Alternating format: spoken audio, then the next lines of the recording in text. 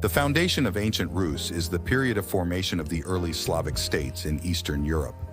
This process began in the 9th century and was marked by the creation of large state entities such as Kievan Rus.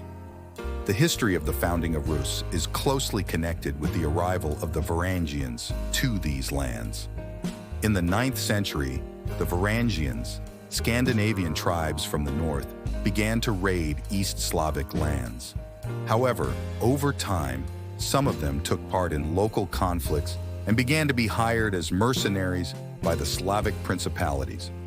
One of these Varangians, according to legend, was Rurik, who, according to the chronicles, arrived on the lands of the future Kievan Rus in 862 and became the founder of the dynasty that ruled the Principality of Kiev. After Rurik's death, his relatives, Oleg, Lyub, and Igor, continued to strengthen power in this region. Oleg, who came to power in 879, established his capital in Kiev, which became an important stage in the formation of the Kiev state. Oleg also led successful campaigns against Byzantium, which strengthened the position of Rus in the international arena. The next important stage in the history of the founding of Rus is associated with the reign of Prince Vladimir Sviatoslavich, who ruled from 980 to 1015. Vladimir converted to Christianity in 988 and carried out the baptism of Rus, which became a key event in the formation of Russian civilization and culture. He also expanded the borders of the state, incorporating new territories into Rus. After the death of Vladimir, his sons divided the state into principalities, which led to the beginning of a period of feudal fragmentation. This period was accompanied by internal conflicts between princes over power and territory. However, despite this, the cultural and economic growth of Rus continued. An important event in the history of the founding of Rus was the unification of the principalities by Grand Duke Vladimir Monomakh in the 12th century. He carried out reforms aimed at strengthening the central government and establishing order in the state. Vladimir Monomakh also led successful wars against the Cumans and other hostile peoples, which contributed to the strengthening of Rus as a power. At the end of the 12th century, the Mongol invasion of Rus led to destruction and losses for Russian lands.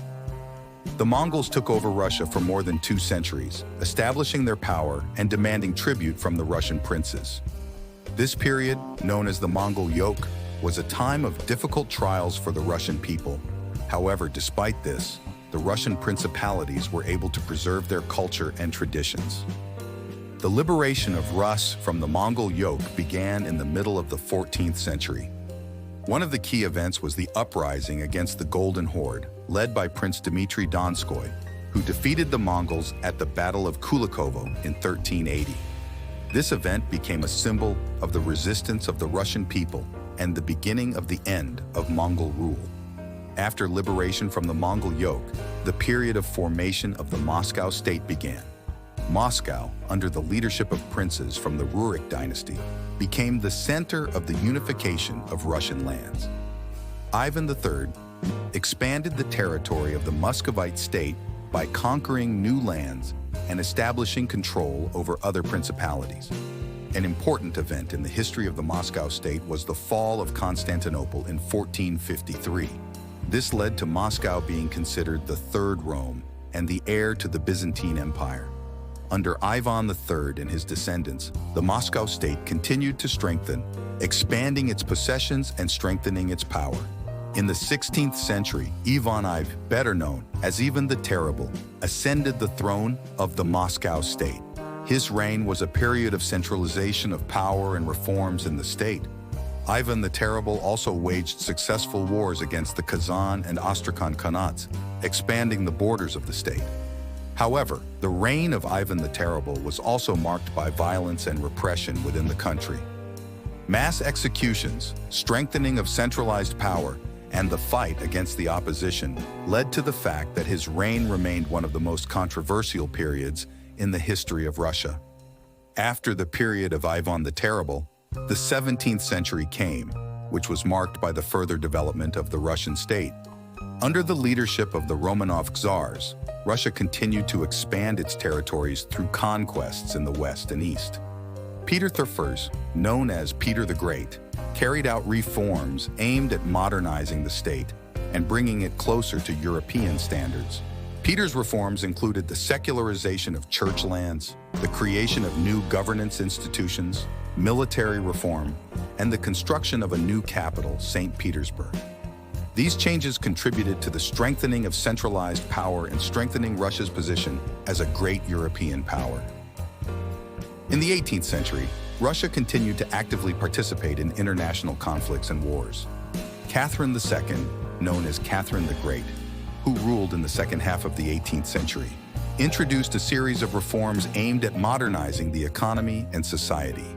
Catherine the Great also actively expanded the territories of the Russian Empire through conquests in the south and west. The 19th century was a period of further expansion and strengthening of the Russian Empire. Under the leadership of Emperors Nicholas I, Alexander II, and Alexander III, Russia continued to participate in European conflicts and wars, as well as pursue an active domestic policy. Alexander II carried out a reform of serfdom, which led to the abolition of serfdom in Russia. However, the 19th century was also a time of social and political upheaval in the Russian Empire. The growth of national and social movements, increased revolutionary activity, and increased demands for limiting Tsarist power led to an increase in internal contradictions in society. At the beginning of the 20th century, Russia faced a number of serious challenges that led to the 1917 revolution and the fall of the Tsarist regime.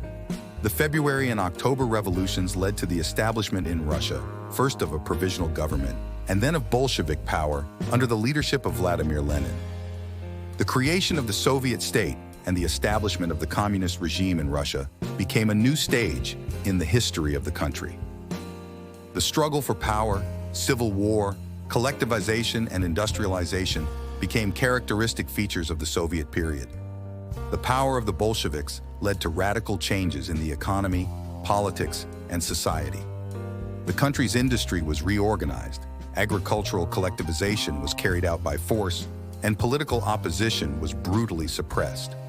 During World War II, the Soviet Union played a key role in the victory over Nazi Germany, suffering huge losses of military personnel and civilians.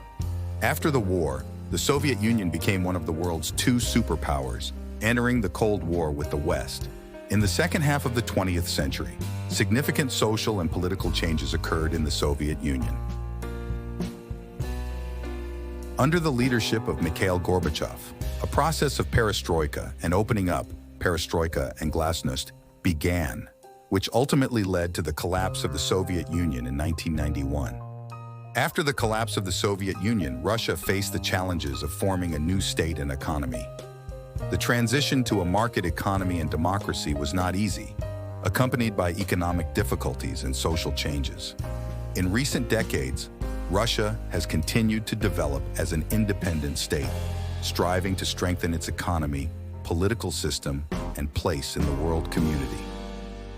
Modern Russia is a country with a rich history, diverse culture, and significant influence on world affairs.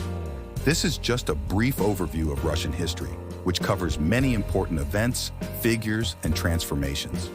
Russia continues to be one of the key countries in the world, playing a significant role in world politics, economics, and culture.